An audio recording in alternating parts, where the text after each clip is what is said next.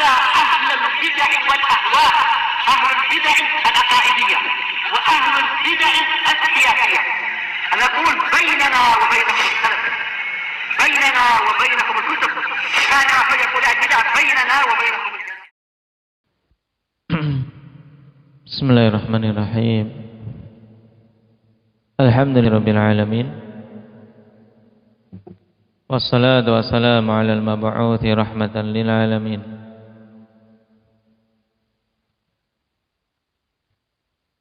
Wa ala alihi wa ashabihi wa man tabi'ahum bi ihsanin ila yaumiddin. Amma ba'd. Ikhwanil kiram rahimani wa rahimakumullah. Sebelumnya yang sudah menghafal hadis Abi Humaid, Iqra'u.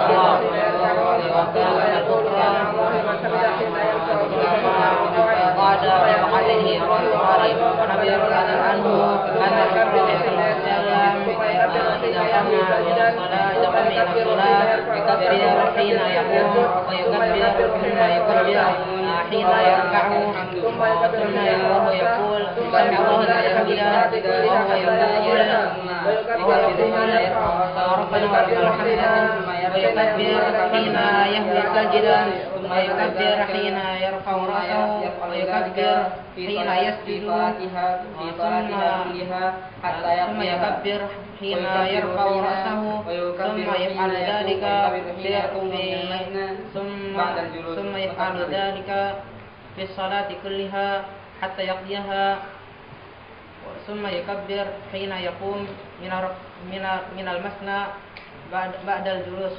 متفق عليه. Nah, barakallahu fiikum.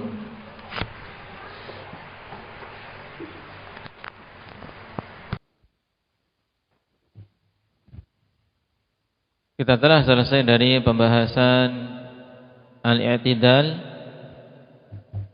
minar ruku', yaitu berdiri tegak setelah posisi ruku'. Nah, bacaan yang dibaca pada posisi tersebut apa? Indak ya Talha. Ketika berdiri setelah ruku'.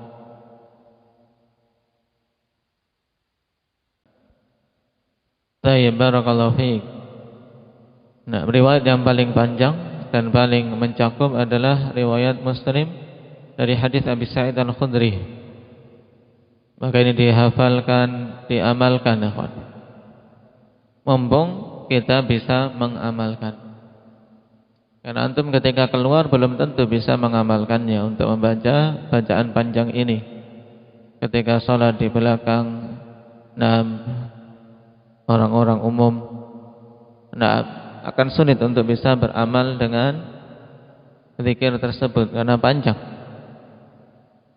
Tayyib, Rabbana lakal hamdu mil'as samawati wa mil'al ardi wa mil'a ma syi'ta min syai'in ba'd. Ahla tsana'i wal majd, haqqu ma qala al-'abdu wa kulluna laka 'abdun. Allahumma la mani'a lima a'tait wa la mu'tiya lima mana'ta wa la yanfa'u dzal jaddi minkal jadd. Yang belum hafal siapa? Nah, barakallahu fikum. Yang belum lancar cara melancarkan ya kawan dengan diamalkan. Ketika setoran bisa, tapi kalau enggak diamalkan beberapa waktu akan lupa lagi. Azkar apalagi, zikir-zikir, nah diamalkan. Baik, anak-anak ketika membiasakan zikir ikhwan, nah walaupun di awal mungkin dipaksa, tapi ketika terbiasa biidznillah akan memiliki efek positif yang luar biasa. Zikir pagi dan petang diamalkan. Nah, iqra'u kullukum rabbana lakal hamdu.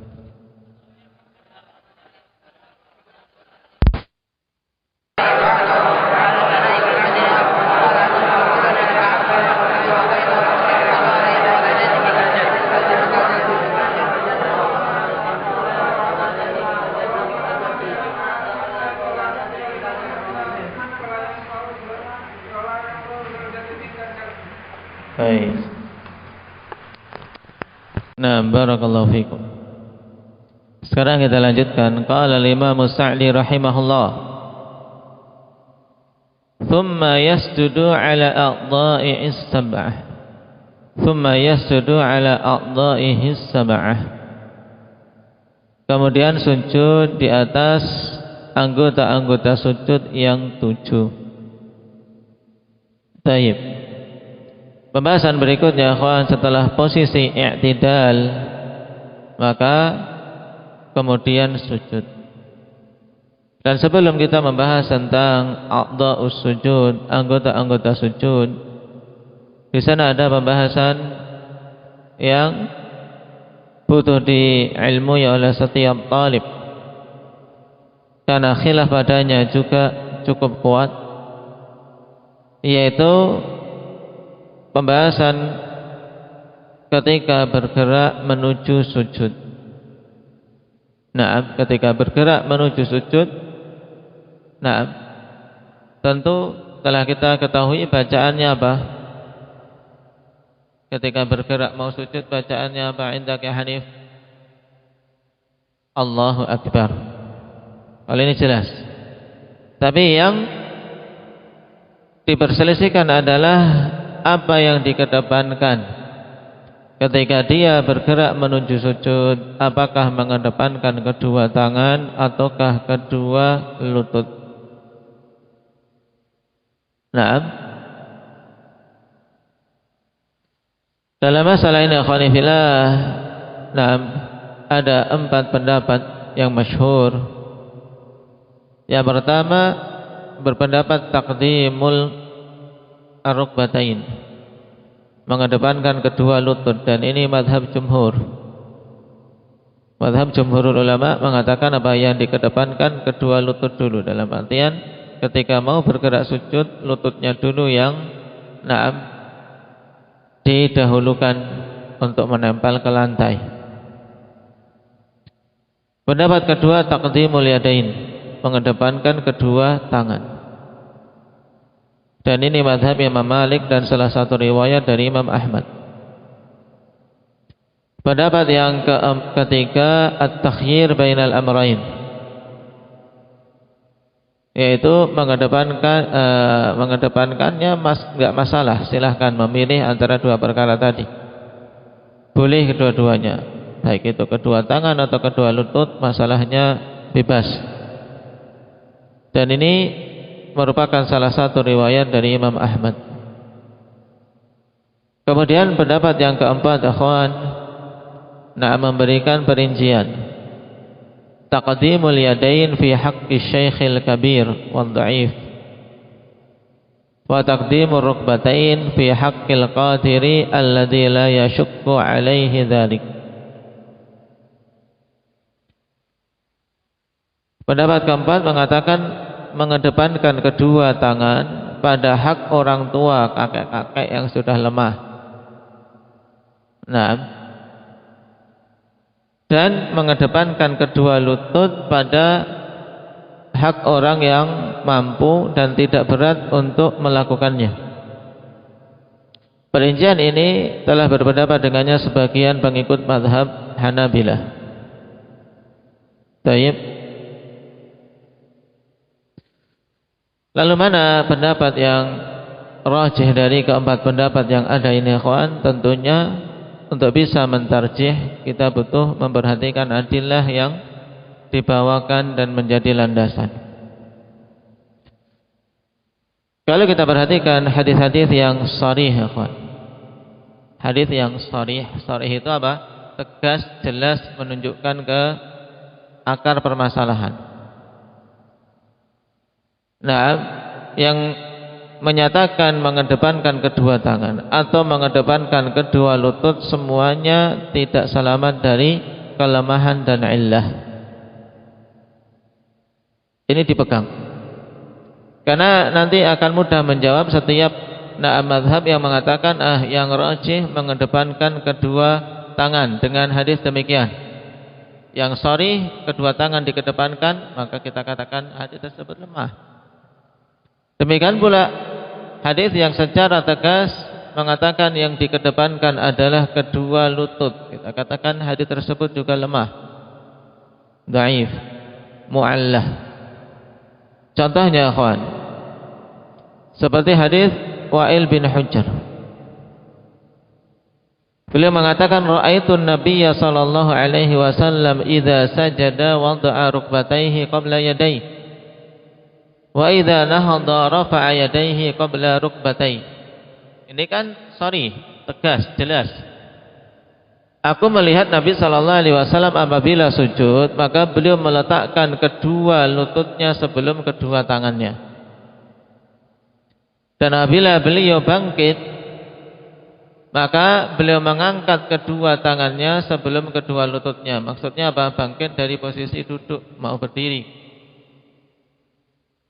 Nah, kalau yang dipahami dari hadis ini, mengedepankan lutut dulu ketika apa? Mau sujud. Ketika mau bangkit berdiri, lutut sudah apa? Sudah tangan sudah diangkat dulu. Taib, baru apa? Rukbahnya. Tanpa bertopang. Paham? Bentuk gerakan ketika bangkit, paham? Untuk hadis ini, coba yang antum pahami bagaimana, Afif? Ketika bangkit, mengangkat kedua tangannya dulu dari tanah sebelum kedua lututnya. Nah, hadis ini, ya ikhwan, dikeluarkan oleh Abu Dawud, Tirmidzi, Nasa'i, Ibnu Majah, Ahlus Sunan. Ya, kalau kita kadang mendapati beberapa artikel disebar, kok ada hadis ini ternyata. Nah, Ahlus Sunan dan yang lainnya banyak. Cuma, ikhwan, jalan hadis ini dari jalan Yazid bin Harun an Syarik an-Nakhai an Asim bin Kulaib an abihi an Wa'il bin Hujr. Hadisnya mungkar. Hadis mungkar. Kenapa? Karena di sini Syarik an-Nakhai seorang yang dhaif dan dia bersendirian. Dan telah kita lewati dalam pembahasan mustalahul hadis, yaitu tafarrudud dhaif, bersendiriannya seorang perawi yang dhaif ditambah lagi menyelisih perawi-perawi yang lain. Tidak ada meriwayatkan seperti ini satupun. Maka ini menunjukkan hadis tersebut apa hukumnya? Muhammad Sidho, hukumnya mungkar. Kemudian yang kedua, hadits Abi Hurairah, anna Nabiy sallallahu alaihi wasallam qala idza sajada ahadukum falyabda bi rukbatayhi qabla yadayhi wa la yabruk burukal fahl. Wa la yabruk burukal fahl. Nabi SAW mengatakan idza sajada ahadukum, apabila salah seorang di antara kalian sujud, falyabda bi rukbatayhi, maka mulailah dengan kedua lututnya, qabla yadayhi, sebelum kedua tangannya. Ini seperti ini namanya sharih, tegas pada permasalahan. Jangan dia yabruk burukal bahl wala yabruk burukal fahl. Jangan dia mendomprok seperti apa mendomproknya unta. Nah, yaitu untakan domprok dari posisi berdiri. Nah, di sini juga diperintahkan untuk mengedepankan lutut dulu. Cuman hadis ini padanya perawi yang bernama Abdullah ibnu Sa'id al-Maqburi. Abdullah ibnu Sa'id al-Maqburi matruk. Matruk ini kelemahan yang berat sehingga tidak bisa terangkat, akhwan. Dengan adanya penguat itu tidak bisa. Nah, kalau ada riwayat dari perawi yang matruk. Ditambah lagi ada illah berupa ittirab dan nakarah, guncangnya hadis tersebut dan kemungkaran. Hadis yang ketiga, kebalikannya, akhwan. Sama, ada larangan jangan sampai mendomprok menyerupai unta. Juga hadis Abi Hurairah, anna Rasulullah sallallahu alaihi wasallam qala idza sajada ahadukum fala yabruk kama yabrukul jamal wal yadha yadayhi ala rukbatayhi. Apabila salah seorang di antara kalian sujud, maka jangan mendomprok, dari posisi berdiri langsung ke posisi menderum untuk hewan. Untuk hewan ini. Nah, jangan kalian mendomprok seperti mendomproknya unta. Kemudian setelah melarang dari menyerupai unta pada gaya turun dari posisi berdiri ke duduk. Nah, Nabi katakan wal yadha yadayhi ala rukbatayhi, dan letakkanlah kedua tangannya. Wal yadha yadayhi ala rukbatayhi, letakkan kedua tangannya di atas lututnya. Nah, kalau ini ada keterangan dipegang lututnya baru turun. Coba gimana pengamalan hadis lemah ini? Coba tunjukkan Reza Karya yang tengah-tengah biar dilihat.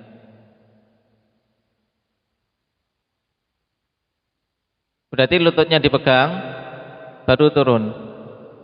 Enggak blos, dipegangnya aja lututnya. Ya, itu rukuk namanya. Mau sujud. Mejanya jangan digeser. Tapi ini beramal hadis dhaif ya. Untuk paham ini sekarang biar paham lafaz, bukan untuk diamalkan. Coba biar tahu ketika orang melihat mengamalkan itu, dia beramal dengan hadis dhaif. Wal yadha yadayhi ala rukbatayhi, letakkan kedua tangan di atas lutut baru bergerak sujud. Nah, jeglek itu di lutut saja. Nah, gitu baru sujud. Paham? Jadi dipegang baru turun. Ya. Pegang lututnya baru turun. Biasanya posisi seperti ini ada suara gluduk-gluduk gitu. Ya kan? Karena dia ngeget. Jeglek.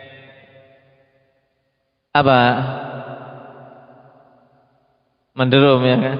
Ya. Taib. Wal yadha yadayhi ala rukbatayhi. Hadis ini ikhwan dikeluarkan oleh Imam Ahmad, Abu Dawud, Tirmidzi, Nasa'i dan yang lainnya, tapi hadisnya mu'al. Hadisnya mu'al telah ditegaskan ilalnya oleh a'immah huffaz seperti Bukhari, Daruqutni, Hamzah Al-Kinani. Kenapa? Karena bersendiriannya Muhammad bin Abdullah dari Abu Zinad. Muhammad bin Abdullah bersendirian dalam meriwayatkan dari Abu Zinad. Walaupun dia adalah seorang yang thiqah, akan tetapi sedikit hadisnya. Nah, dan tidak didapati riwayat dari Abu Zinad kecuali hadis ini saja. Makanya Ibnu Qayyim rahimahullahu taala juga katakan hadisnya mu'al dengan sebab ittirab, yaitu keguncangan. Yang ittirab seperti ini tidak bisa kemudian dicarikan penguat-penguat, tidak bisa. Hadis yang keberapa?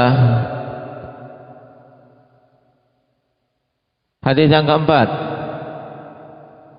Hadis Ibnu Umar, annahu kana yadha'u yadayhi qabla rukbatayhi. Qala wa kana an-nabi sallallahu alaihi wasallam yaf'alu dzalik.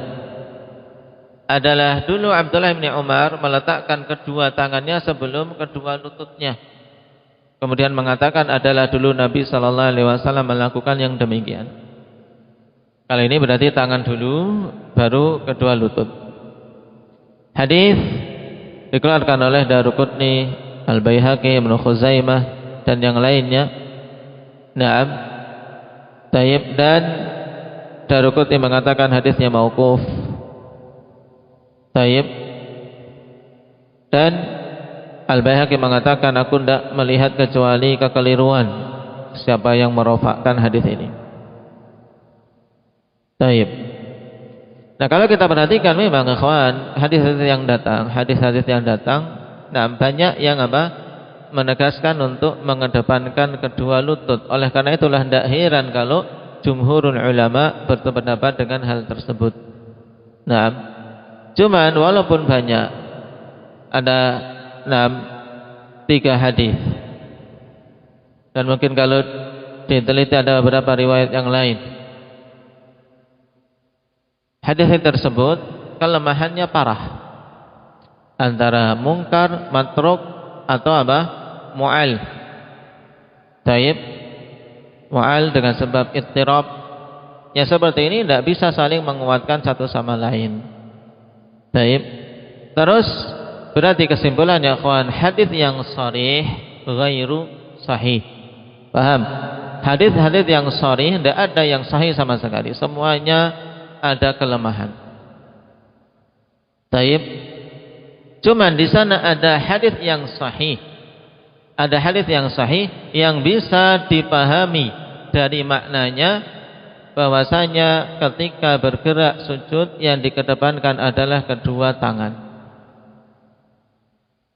Dengan sebab itulah ikhwan, para a'immah terutama masyayikh kita, taib, demikian pula Syekh Albani rahimahullah ta'ala dan Syekh Muqbil rahimahullah ta'ala merajihkan yang sunnah adalah mengedepankan kedua tangan sebelum kedua lutut.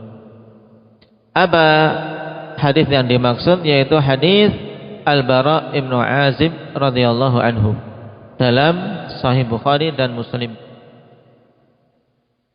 Bagaimana bunyinya?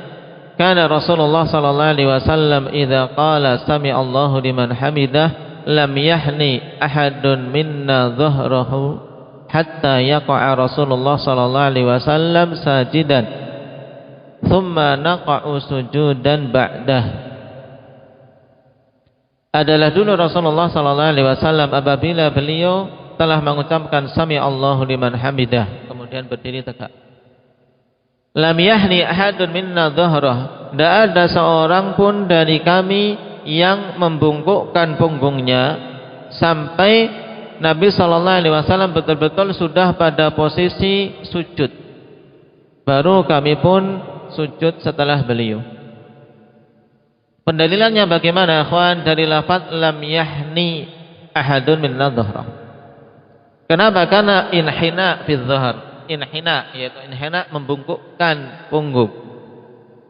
Pendalilan dari hadis ini al-inhina'u fi dhahr, na'am, yadhharu 'inda nuzul 'ala al-yadayn. Adanya posisi inhina, yaitu kita mau membungkukkan punggung ini, itu bisa nampak ketika seseorang itu mengedepankan kedua tangannya. Adapun kalau kedua lutut, tidak perlu adanya inhina, karena dia tinggal menurunkan lututnya ke bawah. Tidak perlu tidak perlu ada membungkukkan punggungnya. Dan ini pendalilan yang bagus dan menunjukkan kejelian para ulama kita. Sebagaimana dulu juga Syekhuna Yahya hafizahullah ta'ala menjelaskan hal tersebut, bahwasanya yang menjadi dalil dalam masalah ini sahih tapi ghairu sahih, ghairu sharih. Sahihun ghairu sharih. Hadisnya sahih dalam sahihain jelas, tapi tidak sharih, cuman makna mendukung.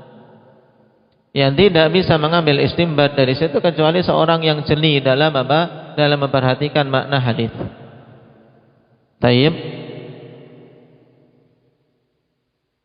Demikian pula dalil yang kedua hadis Abi Humaid yang menjelaskan ketika Nabi sallallahu alaihi wasallam mau turun ke posisi sujud, di mana posisi itu mujafiyan yadaihi an jambayhi, mujafiyan, yaitu hadits Abi Humaid anna Rasulullah sallallahu alaihi wasallam diterangkan sifat-sifatnya, kemudian thumma yahwi ilal ardi mujafiyan yadaihi ala jambayhi thumma yasjud.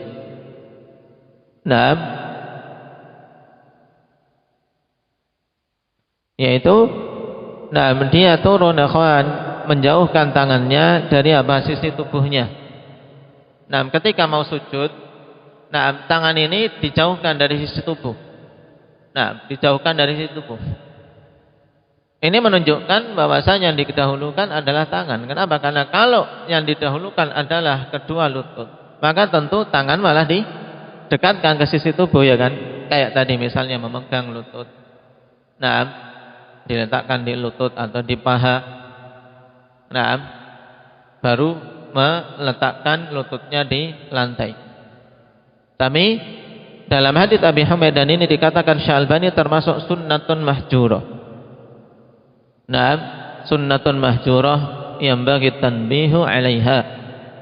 Sunnah yang banyak ditinggalkan, yang hendaknya diperhatikan. Dan ihtimam bi fi'liha, dan memperhatikan dalam melakukannya, yaitu apa? Dalam hadits Abi Humaid ini. Sanadnya sahih, dikeluarkan oleh Ibnu Khuzaimah. Berarti apa? Tangannya dijauhkan. Untuk apa? Untuk diletakkan dulu di posisi tempat sujud, baru sujud. Karena tangan ini nanti kan ketika sujud apa? Sejajar dengan telinga. Kepala kita diletakkan di antara kedua tangan kita. Maka butuh untuk apa? Memposisikan pada posisi itu tangannya. Ini. Baik. Kedua hadis ini dipahami berarti bahwasanya kedua tangan didahulukan daripada kedua lutut.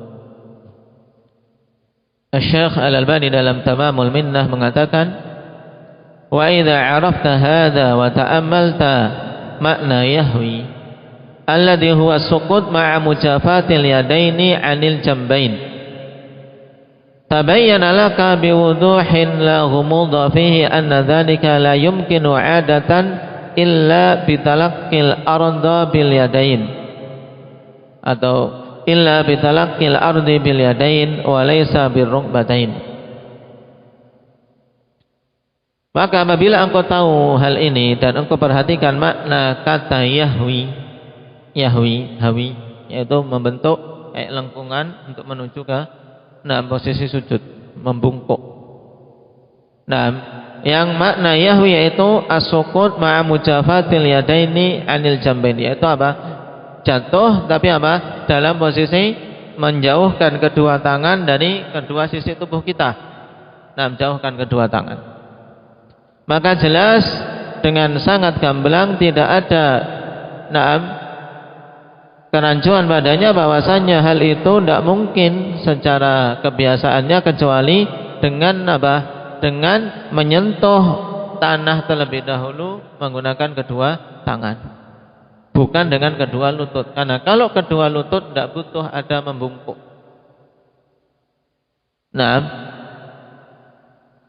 Dan ini pendapat yang rajih dengan kedua dalil yang disebutkan tadi, hadis Al-Bara' bin Azib dalam Sahihain dan hadis Abi Humaid dalam riwayat Ibnu Khuzaimah, yang di situ ada penegasan salah satu sunnah ketika posisi mau sujud yang banyak ditinggalkan, yaitu menjauhkan tangan dari sisi tubuh.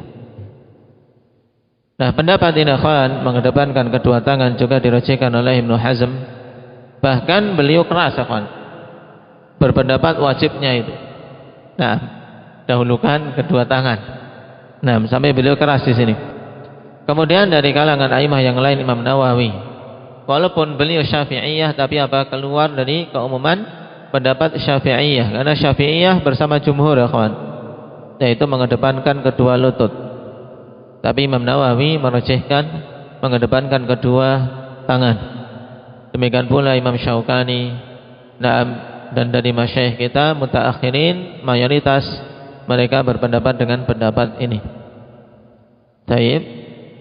Nah, pembahasan ini diingat-ingat ikhwan karena apa? Karena termasuk pembahasan yang khilaf padanya cukup kuat, ada 4 pendapat. Baik. Dan dalil-dalil memang cukup banyak, cuman tadi antum ilmui bahwasanya yang sharih itu tidak sahih. Yang tegas menunjukkan lutut dulu semuanya lemah, mungkar, matruk, bahkan yang lainnya muttarib. Kemudian yang mengedepankan kedua tangan juga lemah. Nah, lalu dalilnya apa? Dalilnya hadis yang sahih tapi tidak secara tegas menunjukkan kedua tangan, cuman maknanya jelas. Maknanya kalau mau berpikir akan didapati bahwasanya memang ketika mau posisi ke sujud kedua tangan dikedepankan. Baik, barakallahu fikum. Naktafi bihadza walhamdulillahirabbil alamin.